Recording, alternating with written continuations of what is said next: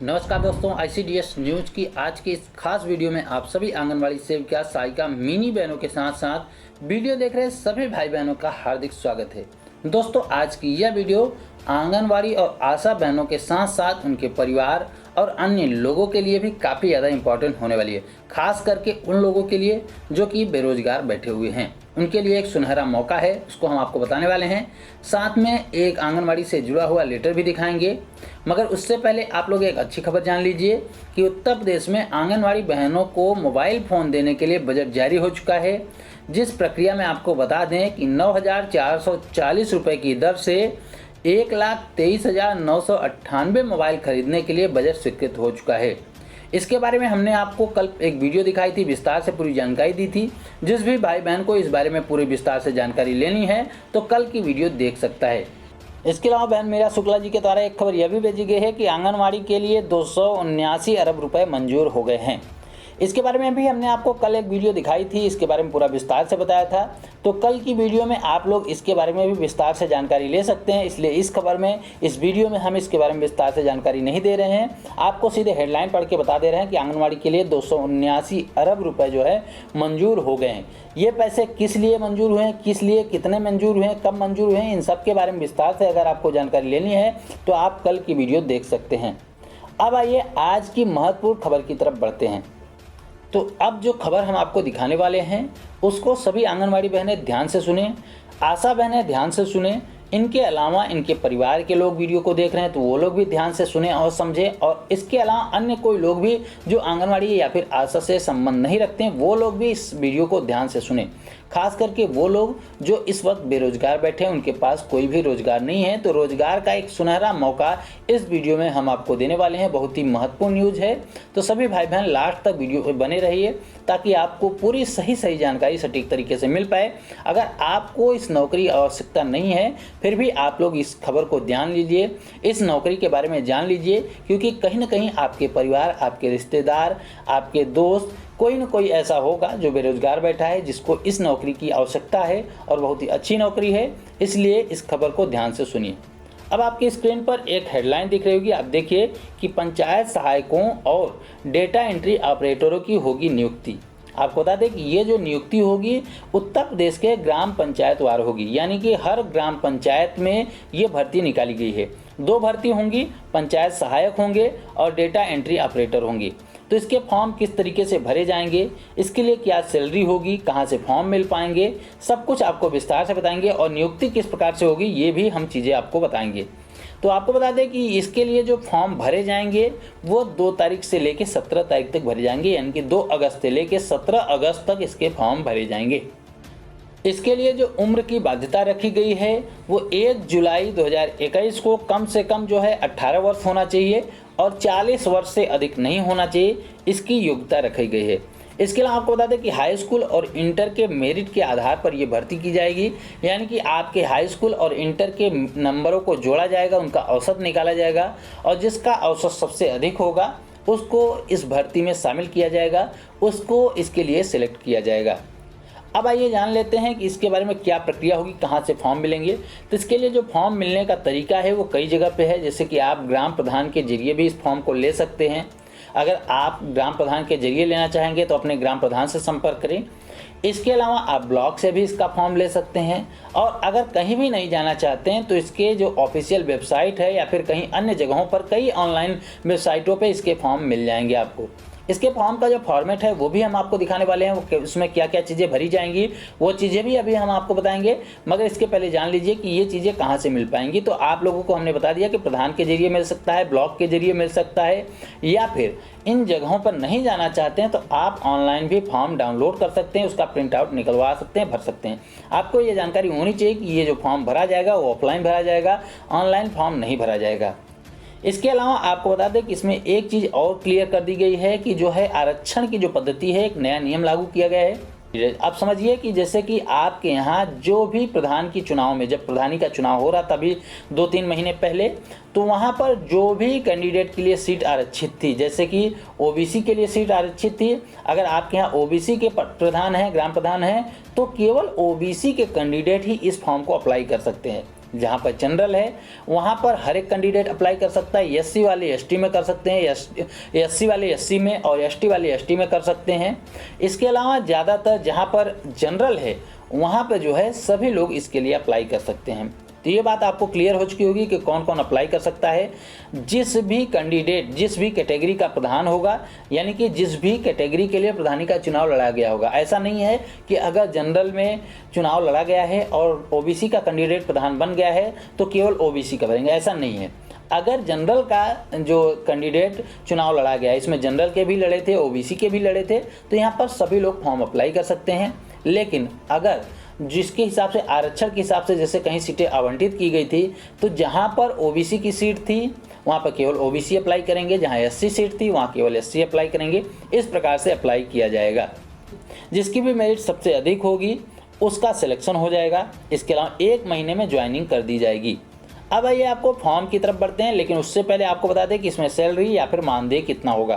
तो बताया जा रहा है कि दोनों चीज़ें जो हैं, पंचायत सहायक और डेटा ऑपरेटर एंट्री जो है, उन दोनों के लिए अलग अलग मानदेय फिक्स किया गया है। एक का 8,000 है, एक में 6,000। इन दोनों में 8,000 और 6,000 जो है मानदेय फिक्स किया गया है।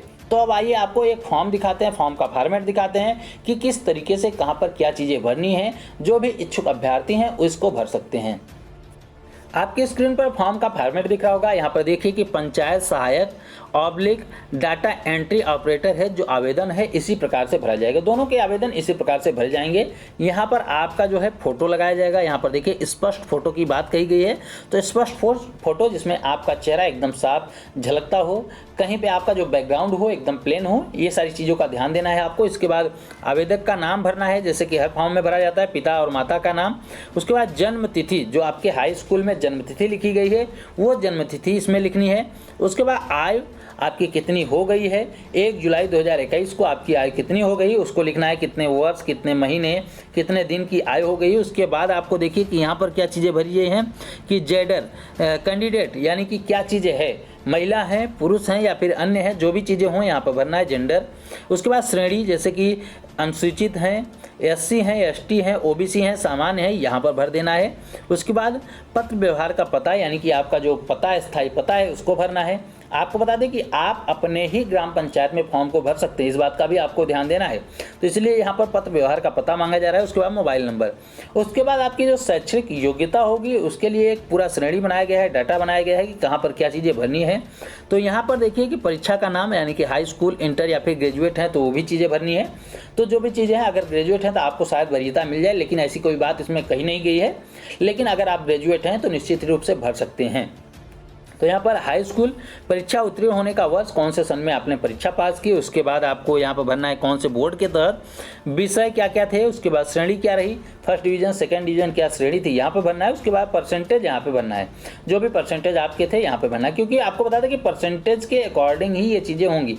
इसमें आपको नंबर नहीं, जो परसेंटेज, जैसे आपने 70% हाई स्कूल में पास किया, उसके बाद 70% ही आपने इंटर में भी किया, तो आपका ओवरऑल 70 + 70 140/2, यानी कि 70% आपका ओवरऑल बन रहा है। इस हिसाब से जो है आपकी भर्ती प्रक्रिया कराई जाएगी। इसके अलावा यहाँ पर देखिए कि 10वें पॉइंट पे बताया गया है कि कार्य का अनुभव, अगर आपके पास कोई भी कार्य का अनुभव है, कहीं पर भी आपने ऑपरेटर वगैरह का काम किया है, तो उसको आप जरूर मेंशन कीजिए, क्योंकि आपको उसके आधार पर वरीयता वगैरह मिल सकती है। उसके बाद सबसे पहले वरीयता किसको दी जा रही है, यहाँ पर देखिए कि कोविड-19 से मृत्यु के दौरान जो परिवार के रूप में आवेदन किया जा रहा है, या हाँ या नहीं।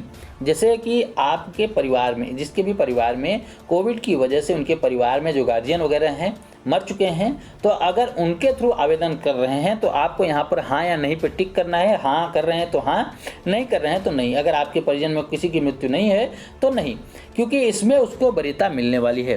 प्रमाणित किया जाता है कि मेरे द्वारा आवेदन के द्वारा भरी गई सारी सूचनाएँ सत्य हैं। अभी जो भरी गई सूचना है उसमें संबंधित दस्तावेज भी संलग्न करना है आपको, जैसे हाई स्कूल, इंटर वगैरह जो भी मार्कशीट वगैरह हैं आपके, इसके साथ आपको नत्थी कर देना है। उसके बाद इस फॉर्म को जमा करना है। फॉर्म जो जमा करने का तरीका है वो भी आप लोग समझ लीजिए कि फॉर्म आप प्रधान के थ्रू भी जमा कर सकते हैं। इसके अलावा इसके लिए जो जगह बताई जा रही है आवेदन में जब आप करेंगे, वहाँ पर जो लिस्ट बनाई गई है, पूरा जो PDF फाइल दी गई है, उसमें सारी चीज़ें बताई गई है कि आप कहाँ कहाँ से जमा कर सकते हैं। लेकिन जमा करने का सबसे सीधा तरीका है कि आप ग्राम प्रधान के थ्रू भी जमा कर सकते हैं। इसके अलावा आप ब्लॉक वगैरह पे भी जमा कर सकते हैं, लेकिन सबसे सीधा तरीका यही है कि आप ग्राम प्रधान के थ्रू ही जमा कर सकते हैं। ग्राम प्रधान के पास जमा कर दीजिए, उनको जहाँ जमा करना होगा वो जमा करेंगे। ये जो भर्ती होगी इसका जो मूल्यांकन करेंगे वो DM करेंगे। DM इन अंकों को जोड़ेंगे, देखेंगे, उनके बाद जो भी अंक, जिसके भी अंक सबसे अधिक होंगे उसकी नियुक्ति कर दी जाएगी। इसके लिए आपको बता दें कि जो सैलरी आपको बता दी हमने कि 6,000 से लेकर 8,000 रुपये जो है सैलरी रखी गई है, मानदेय रखा गया है। तो जो भी भाई बहन इसमें इंटरेस्टेड हो, चाहे वो आंगनवाड़ी कार्यकर्ती हों, आपके परिवार में भी निश्चित रूप से बच्चे होंगे या फिर आपके नाते रिश्तेदार कोई भी हाई स्कूल इंटर तो पास काफ़ी लोग होंगे, तो इंटर पास के लिए वैकेंसी है। जिसकी भी मेरिट अच्छी हो आप उसको अप्लाई करवा दीजिए। अगर आपकी मेरिट अच्छी है तो आप भी करवा सकती हैं, जो भी किसी पद पे नहीं है। लेकिन 1-2 चीज़ों का ध्यान आपको और रखना है। वो क्या चीज़ें हैं वो भी जान लीजिए कि अगर आपके जो सगे संबंधी, कोई भी सगा संबंधी ग्राम प्रधान है तो आप अप्लाई नहीं कर सकती हैं। अगर आपका कोई सगा संबंधित BDC है तो नहीं अप्लाई कर सकती। अगर आपका कोई सगा संबंधी या कोई भी सदस्य भी है तो आप अप्लाई नहीं कर सकते। यानी कि कोई भी संवैधानिक पद पे होगा तो वो अप्लाई नहीं कर पाएगा। इस बात का भी आपको ध्यान देना है। तो जो भी इच्छुक अभ्यर्थी हैं इस फॉर्म को भर सकते हैं। इसके लिए जितनी भी जानकारी हो सकती थी हमने आपको दे दी। अगर इसके अलावा भी कोई और जानकारी चाहिए हो तो आप हमारे ऊपर दिए गए WhatsApp नंबर पर हमसे संपर्क कर सकते हैं। हम उसके बारे में और भी जो जानकारी आपको चाहिए होगी वो भी दे देंगे। लेकिन ज़्यादातर जितनी जानकारी हो सकती थी हमने आपको इसी वीडियो में पूरा दे दिया है। इसके अलावा बिहार से एक महत्वपूर्ण सरकारी आदेश आपकी स्क्रीन पर दिख रहा होगा कि 27/7/2021 को यह आदेश जारी किया गया है। इसके जो सेवा में लिखा गया है, किसको लेटर लिखा गया है, सभी जिला प्रोग्राम पदाधिकारी बिहार को लिखा गया है। इसका विषय आप लोग जान लीजिए कि लिखा गया है कि प्रधानमंत्री मातृत्व वंदना योजना के अंतर्गत वित्तीय वर्ष 2020-21 की अवधि में 1 अगस्त 2020 से लेकर 31 जनवरी 2021 तक के लिए जो फ्लैक्सी फंड है उसके मद में प्रोत्साहन राशि का भुगतान करने के संबंध में यहाँ पर बताया जा रहा है कि उपयुक्त विषय के संबंध में कहना निर्देशानुसार कहना है कि प्रधानमंत्री मातृत्व वंदना योजना के अंतर्गत किस्तवार सफल भुगतान के आधार पर आवेदन प्रपत्र के संग्रह के लिए आंगनवाड़ी सेविका, सहायिका, महिला पर्यवेक्षिकाओं को आवेदन पत्रांक संख्या वगैरह के लिए अपलोड करने के लिए कार्यालय के डाटा एंट्री ऑपरेटर अथवा अन्य जो हायर डाटा एंट्री ऑपरेटर हैं उनके लिए महिला पर्यवेक्षकों को क्रमशः किस्त के अनुसार बताया गया है कि 20 रुपये और द्वितीय किस्त के लिए 10 रुपये प्रति जो है प्रोत्साहन राशि दिया जाने की। यानी कि जितने भी एंट्री की गई है उसमें आंगनवाड़ी सेविका, सहायिकाओं वगैरह को जो है किस्त वगैरह का भुगतान कीजिए। उनके लिए जो प्रोत्साहन राशि निश्चित की गई है उसको दिया जाए, उसके भुगतान के संबंध में ये लेटर है। तो ये थी दोस्तों अब तक की कुछ महत्वपूर्ण खबरें। उम्मीद करता हूँ कि ये खबरें आपके काम की होंगी। वीडियो पसंद आई हो तो वीडियो को लाइक कर दीजिए, अपनी जैसी आंगनवाड़ी बहनों के साथ शेयर कर दीजिए और चैनल को अभी तक सब्सक्राइब नहीं किया है तो आगे भी इसी प्रकार की महत्वपूर्ण खबरों को पाने के लिए चैनल को सब्सक्राइब जरूर कर लें। इस वीडियो में इतना ही, फिर मिलेंगे अपनी नई वीडियो में कुछ नई खबरों के साथ। तब तक के लिए नमस्कार, जय हिंद।